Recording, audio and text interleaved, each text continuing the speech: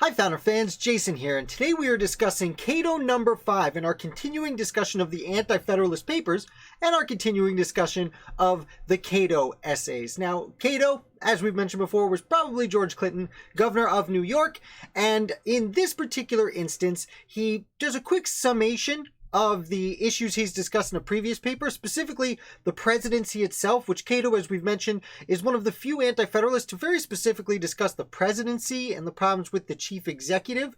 In this one, he kind of does a quick paragraph wrapping that up before going on to discuss a federalist proposition, basically to assume that America would never have a tyrant. A lot of the federalists at the time were taking the tone that Americans are just built this way. We would never accept tyranny. We are accustomed to freedom, and we would keep things that way. Cato responds with this: don't assume. The people of ancient Rome also thought they were a republic and could never have dictatorship, but they did on several occasions. The Americans are really no different than anyone else from history, Cato implies, or I should say explicitly says. Just because we're Americans, just because we're used to freedom and would want it, doesn't mean we will naturally fight for it every time, especially if we accept this Constitution, which Cato saw as making it more difficult for the people to protect themselves. And this is where he gets into the meat of the particular Cato V, where he discusses Congress, both houses of Congress. He discusses first general elections, noting that, well, most of the states and most free governments, as they called republics at the time, most free governments have annual elections. That keeps the politicians on their toes. It makes it easier for the people to get rid of bad politicians, makes politicians who are more meritocratic, have more merit, make their way into these positions than people who are simply there for avarice and trying to accumulate power for themselves. He points out that the House of Representatives is elected biannually, which takes away, it's close, but it still takes away from those annual elections people are accustomed to. Furthermore, the senators are not elected at all. They are nowadays, but when the Constitution was written, no, the senators were appointed by the states, making them virtual representatives, as he said.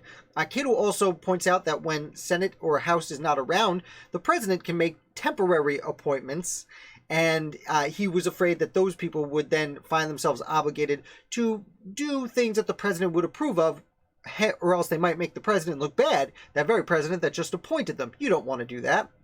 Cato then goes on to the representation itself, specifically the number of representatives. He says, hey, look, according to the Constitution, the first Constitution designated how many representatives each state would get. And he said, look, New York's going to get, 6?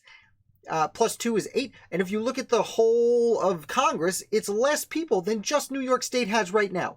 How are less people than New York State has in its contemporary government supposed to govern significantly more people across the United States? He then goes on, he kind of concludes very interestingly, he references Brutus, who was another anti-federalist author we've discussed. While Cato was probably George Clinton, Brutus was probably Robert Yates. Robert Yates having left the Constitutional Convention and gone and talked to George Clinton before things came out. So they were ready and kind of acting as a team. So it's interesting to see him actually reference and say, if you want a more in-depth study of why the people are too far separated from the government, check out my buddy Brutus. Essentially, paraphrasing, of course. He doesn't say it exactly like that. I believe he's referencing Brutus number 3 is the one I linked to in my article. So I hope you enjoyed this video. If you did, it's a quick summation of Cato number 5. It's interesting. This one's a little bit more brief because Cato number 5 essentially wraps up several other anti-federalist arguments, several of the more common anti-federalist arguments. As I said, he says, it's not even a footnote. It's literally the last sentence. Go look at Brutus. I'm not going to write any more on it because Brutus already did. So kind of a brief one, not quite as important as some of the earlier ones, but still important we look at it. So I hope you enjoyed the video. If you did, hit like. If you're new here, hit subscribe. I put out videos 7 days a week, 1, 2, 3, 4, 5, 6, 7, and I'll be back with another founder for you tomorrow.